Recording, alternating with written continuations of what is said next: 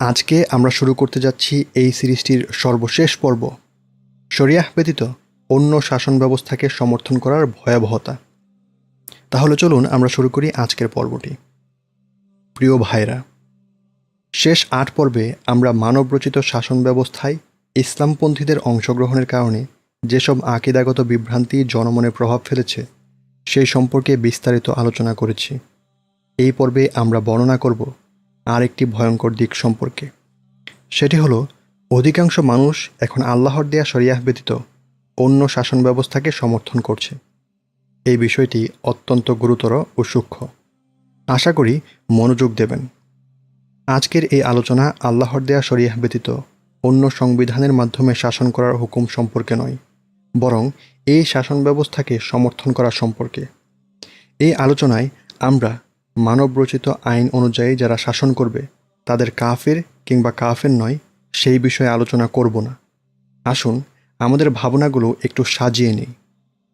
প্রথমত আসুন, আমরা তো অত্যন্ত এই ব্যাপারে সকলেই একমত যে আল্লাহ যা অবতীর্ণ করেছেন তা ব্যতীত অন্য কিছুর মাধ্যমে শাসন করা গুনাহ, কুফরি হোক কিংবা না হোক, সেদিকে লক্ষ্য করা ছাড়া।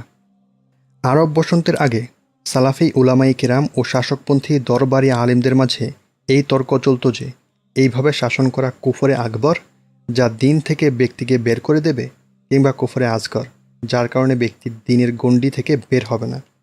আর যেসব লোক আল্লাহ যা অবতীর্ণ করেছেন তদনুযায়ী শাসন করেন না তারাই কাফের।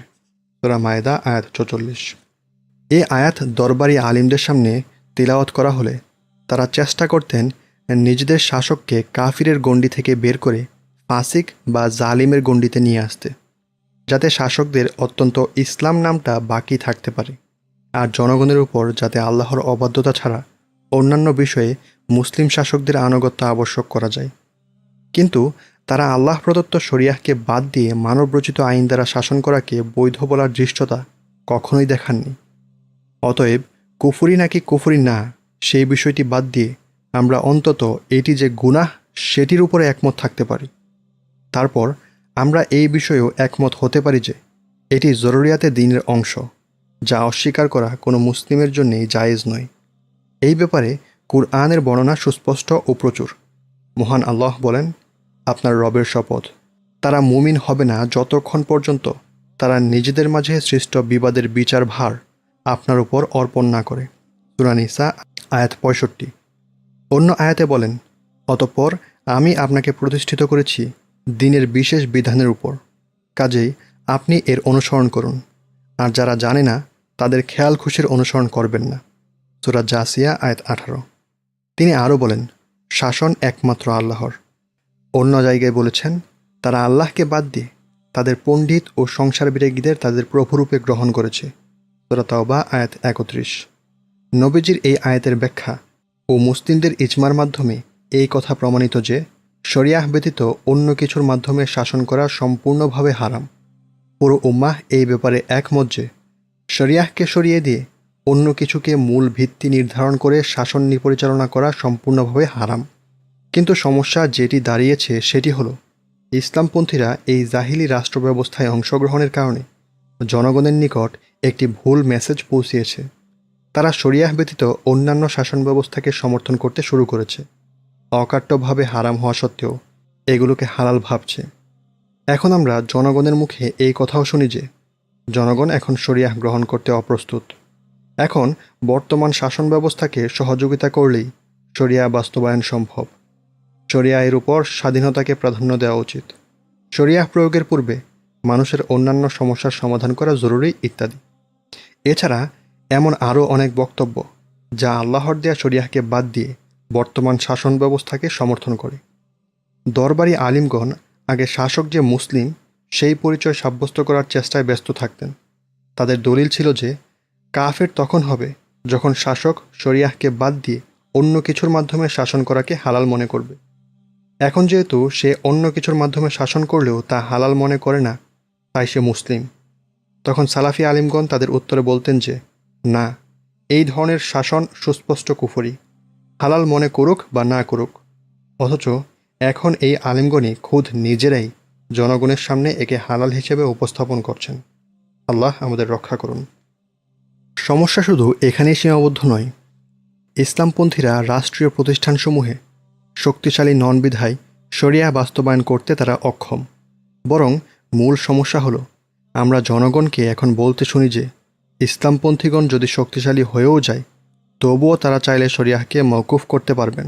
অর্থাৎ দিন শেষে অকাট্য ও স্পষ্ট হারাম কাজকে হালাল মনে করা হচ্ছে, এগুলোকে সমর্থন দেয়া হচ্ছে। আবার তারা এই সমস্ত কথা বলছেন বুদ্ধিবৃত্তিক ও হেকমতের নাম দিয়ে। তারা মনে করছেন যে এই সময়ে শরিয়াহ প্রয়োগ করা মূলত নির্বুদ্ধিতা ও যুগের চাহিদার বিপরীত।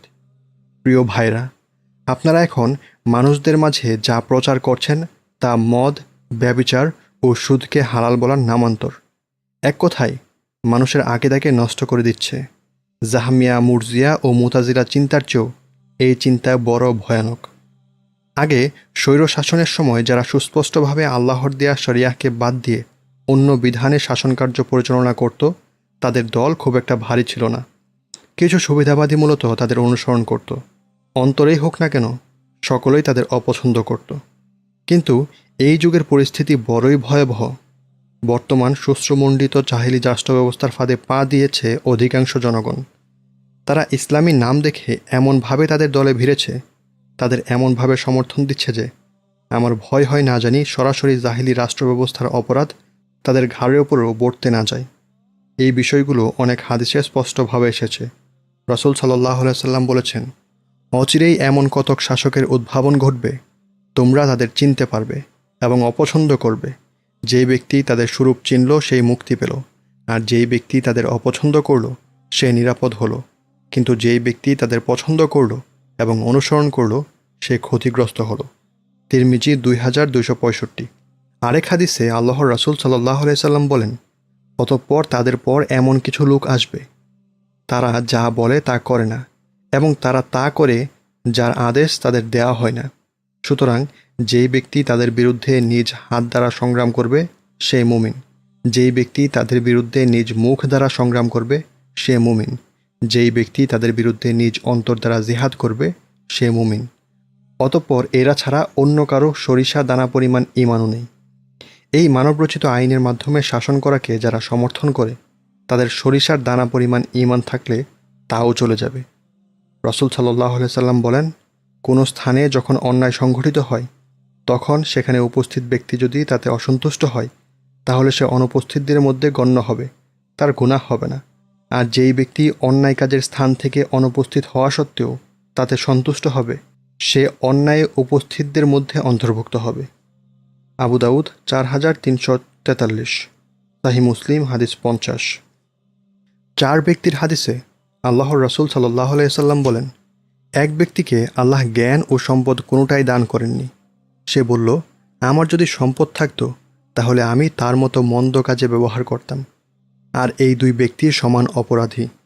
হাদিসটি পুরো অংশ হচ্ছে এই উম্মতের দৃষ্টান্ত 4 ব্যক্তির সদৃশ্য। এক ব্যক্তিকে আল্লাহ ধন সম্পদ ও জ্ঞান দান করেছেন এবং সে তার জ্ঞান দ্বারা তার মাল ব্যবহার করে, অর্থাৎ খাতে ব্যয় করে।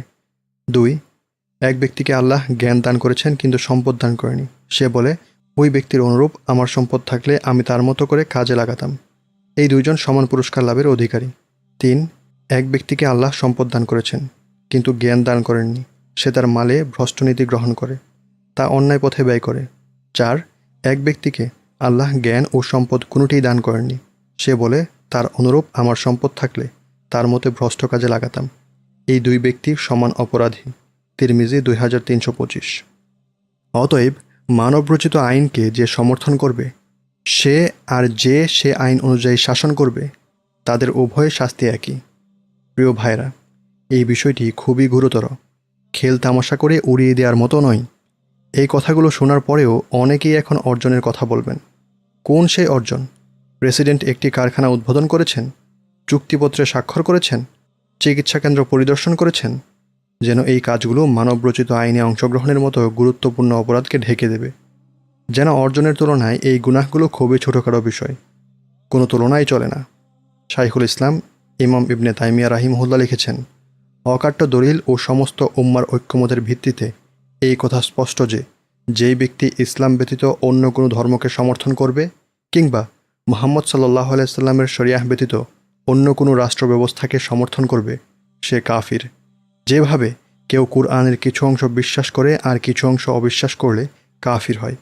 মাজমুউল ফাতোয়া 28তম খণ্ড 524 পৃষ্ঠা। শাইখ মাহমুদ শাকের রাহিমাহুল্লাহ বলেন, ফিতনাবাজেরা এই সময় শাসক যাতে মানবরচিত সংবিধানের মাধ্যমে শাসন করতে পারে সেই ফুকর খুঁজতে থাকে। তারা যাবতীয় সব বিষয়ে শরিয়াহকে বাদ দিয়ে অন্য জীবন ব্যবস্থার মাধ্যমে শাসন করার অপেক্ষায় থাকেন। মুসলিমদের দেশে তারা কাফিরদের আইনের প্রচলন করতে চান। এই ধরনের ব্যক্তিরা যদি হজরত ইবনে আব্বাসের ছোট গোফর বাক্যটিকে ভিন্ন স্থানে প্রয়োগ করে শাসকের অনুগামী বানাতে চাই, কিংবা আল্লাহ যা অবতীর্ণ করেছেন তার বিপরীত শাসন করার সমর্থন পেশ করতে চাই, কিংবা এই আইন আল্লাহর বান্দাদের উপর চাপিয়ে দিতে চাই, তাহলে শরিয়াতে তার বিধান হলো যে আল্লাহর বিধান অস্বীকারী। তাকে তওবা করতে বলা হবে। যদি তবুও সে এই জঘন্য কাজে অটল থাকে, এভাবে আল্লাহর বিধান পাল্টাতে থাকে, অহংকার করতে থাকে, তাহলে কুফরির উপর অটল কাফিরের বিধান তো সকলেরই জানা। মহান আল্লাহ বলেন, যারা আল্লাহর দেয়া হুকুম অনুযায়ী শাসন করবে না তারা কাফির। সে আয়াতের ব্যাখ্যায় ইবনে আব্বাস রাদিয়াল্লাহু আনহু বলেন, কুফরি দ্বারা উদ্দেশ্য হলো ছোট কুফর। আর এই বক্তব্যের ব্যাখ্যা বিস্তারিত জানতে পড়ুন তাহজিবুদ মাদারিস সালিকিন 174 পৃষ্ঠা।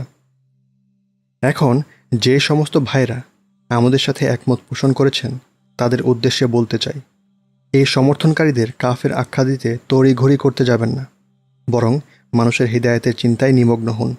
কিভাবে এই আগেদাগত ভ্রান্তি থেকে তাদের মুক্ত করা যায়, কিভাবে হকের পথ তাদের নিকট স্পষ্ট করা যায়।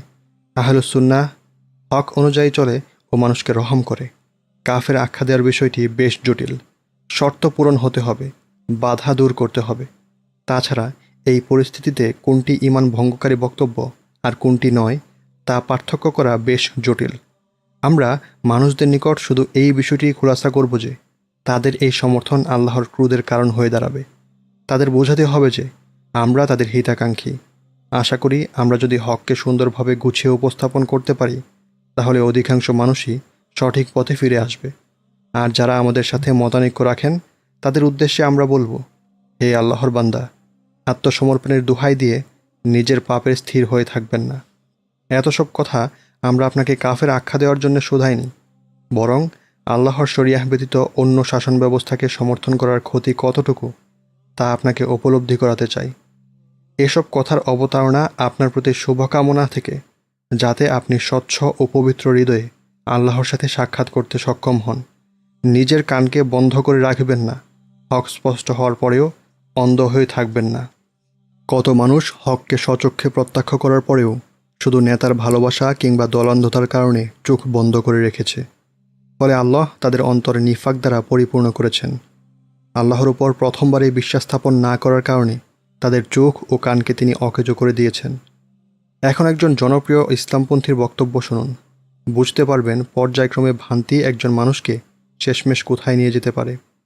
সে বলছে, অনেক ইসলামী চিন্তাবিদ যেই খেলাফতের কথা বলছে তা কখনোই আগের মতো প্রতিষ্ঠিত হবে না।